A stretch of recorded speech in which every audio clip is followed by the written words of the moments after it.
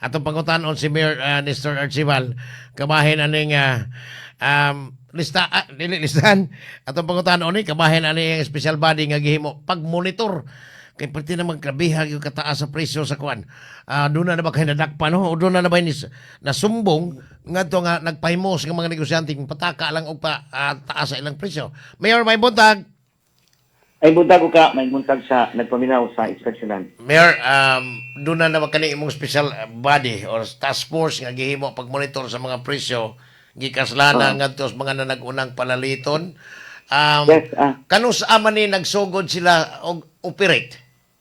Karuning adlaw, ako ning i-meeting sila gahapon pa man yun ako ma-release ang akong gihimong EO. kanang memorandum. Mm. So ako ning i-meet karon sila ka kay daghan ng mga nagreklamo nato nga naay saka bugas, kanya ay gasolina, but ang gasolina naamugod na sila gitan-aw nga taripa sa ilang mga Correct. stasyonan. Mm.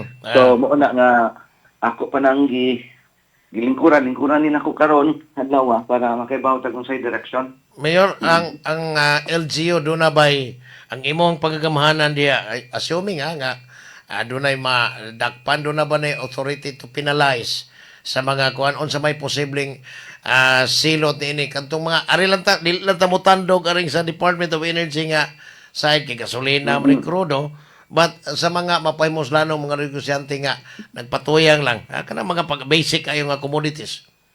At least na atay mga naamang ko'y ordinansya na ka nga ang atong mga penalties ato pa nang ihanay karon. Ihanay pa na atong makibalo sila.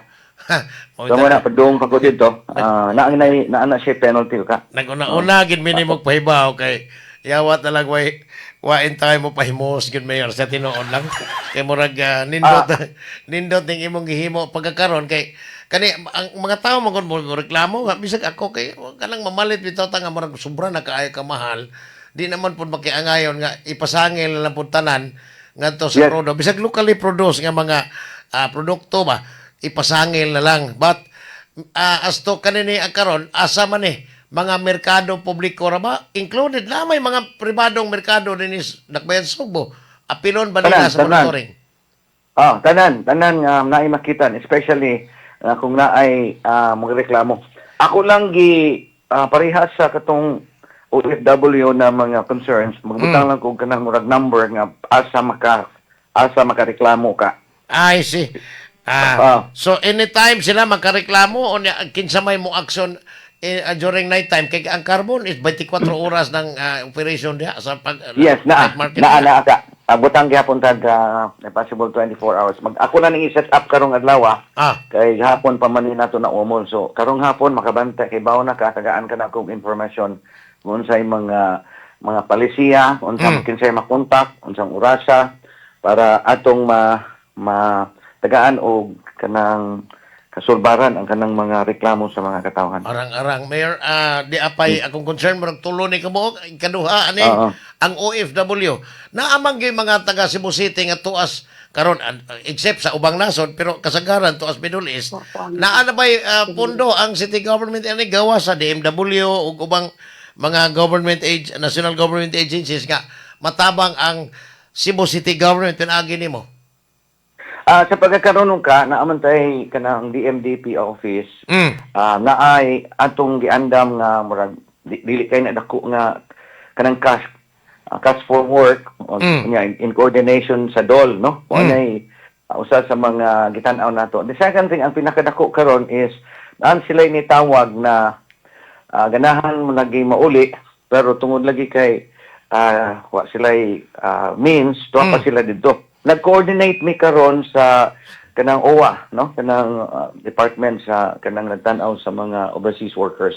Kay kita mismo wala man tay resources aron padaan nila dito og mga aeroplano ug unsa dinha. Ang ato lang maka-coordinate lang ta og unsay atong mabuhat nya nalay constant communication between sa ilang mga kaliwat nga naa diri sa syudad unya ngadto sa ilang mga kaliwat nga tuwa dito sa overseas. Mayor, doon na ba mga kaliwat or kanang mo direct tawag gikan karon di naman lisod ang pang-contact og long distance na nabay ni contact sa inyong office diha nga mga OFW nga magpatabang at the same time mapadali silang papauli through sa imong office o sa DMW or OWA? Wala pa ka, naalay informasyon nga naa sila dito kay naayong bang ginikanan nga ni sulti nga ang ilang mga anak tuwa dito. But so far, ang mga reklamo is hold on pa sila dito kay di man sad sila ka trabaho, di man sad sila ka Correct. kanang lakaw. Ang ila lang karon is naalan sila constant communication ba. Kay ang usas problema unya anak kung magpadayon ning ubat ang pagpada ug once nga moabot diri sila sa Subo mo nay atong gitan-aw nga unsay atong preparahon. But for the meantime ang pagpadaan na nila gikan dito padung diri mao nay usa sa kanang dakong problema sa syudad kay naaramang gud ta nagsalig sa national government. Tinuod yun. Ang problema pag yun natuon niya ani Mayor, dili lang ni sa mga OFW, kaning nagkamahal nga mga palaliton nga musangko sa unemployment nya manira magining ubang mga establishmento tungod aning grabe ng kapagsaka sa kanang palaliton. Now, ang Cebu City gawas aning DMDP napabay lain nga mga employers nga posibleng kanabang gitawag nila kanang mas hiring bitaw kanang piso kanabang job fair. Yes, mao nang piso. Mao nang naa sa atong kuan ka. Mao nang naa sa atong opisina sa DMDP. Pero mao lagi dili na dako kayo ang pondo kay kung imong hunaon daghan man gud ni sila. Well, sa akong paghibaw gikan sa UWA 2 million ni ang atong mga tawo tuwa dito sa may Middle East nya. Ako pa ning gipa-quantify pila man gud na ang naa sa syudad taga-syudad Taga Cebu City. which di pa na di pa sila kahatag. Sus, kaluoya in town now. Now, Mayor, ari ko balhin sa kaning sa Montirasas kay ikaw raman kunog yun ang makahatag ani o maka-issue og cease and desist order. Unsay rason nga nung mag-issue og cease and desist order ang Mayor? Kanang gahapon, niduol gahapon ako ang media regarding aning Montirasas, no? Na ako noy report gikan sa national nga nagpadong nako pero wala pa nin ako madawat ka. Okay. Ako pa ning tan-awon kung asa na ni ang report na kung naman ang media.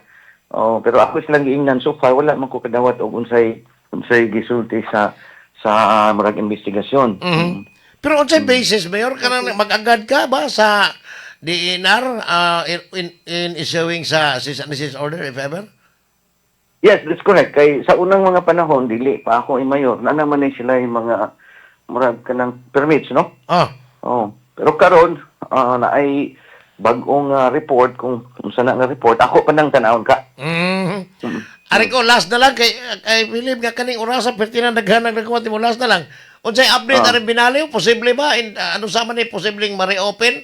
Unya unsay posibleng mahitabo ani kung ma-reopen na? So far naaman toy resolution nga gikan sa council nga ipa-check kung ma-open ba na dihang area because ang kasabot sad sila nga ang atong labayanan layo kayo ni abot na tag usa ka bilyon ang atong ang cost ani kay 500,000 million ka ba ang atong budget ani. Pero karon kay ni Saka of course ni Saka ang layo ni Saka ang atong cost of handling, no? Handling and tipping fee. So nakasabot sad ang council nga dako kayo so that's why sa akong pagtuo gitabang ni sila aron mangita og option nga kanang unsa may mahitabo nga maablihan ba o dili. Ang kaning pag-abli depende gid ni sa regulasyon o sa requirements nga gihatag sa DNR. So depende ni og unsay gihimo karon kana may nakadawat man ta og informasyon nga naay gihatag og rundown ang DNR sa pagabuhaton sa tag-iya sa kanang landfill. I see. So ang akong gilauman unta kung pwede lang na within this month no kung naaman gani kanang posibilidad nga ma-open na then that's the best thing na atong natanaw, no? Now, regarding sa uban, ay uban nga mga tag-iya sa landfill nga dinuol nato nga duol-duol ra sa atong syudad. Which dili sa nako masulti nga daghan na ay mga duha ka arang ha? institution nga ilang giingon nga ready na within the next 2 months ang ilang lugar. Mas okay So, gyud kini. at least na atay option nga malabayan kay kung usara sa good medyo sus. disadvantage na para nato. Di pod maayo gyud mayor kay nganay nahitabo wa man ta magampo may tabo na but as to kanang naay alternatibo nga kalabayan mabahin ang south ang north sad murag ingon ana dili kayo magtipon Yes. og sa usa lang kalabayanan. Mauna ang atong gilauman ka. Oh, so Yeah, ang aside from maglabay gyud ta sa dito sa landfill, ang number one gyud direction sa Cebu which na agreement gyud na nato within sa vice mayor o sa council nga ang diversion nato. So munay focus nato karon ang pag-divert sa garbage nga dili unta malabay sa landfill.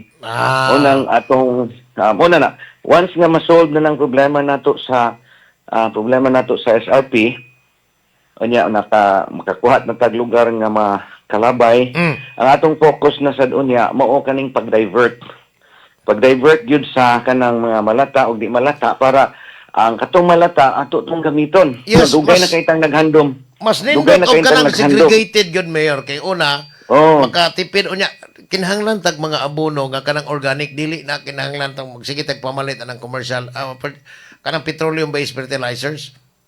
So That's correct ka. Mao gyud nay atong dako nga focus unya once nga malinaw-linaw na ning problema sa landfill. arang so ang last So, mauna card ka, ani oh, di so- inaryod before nimo.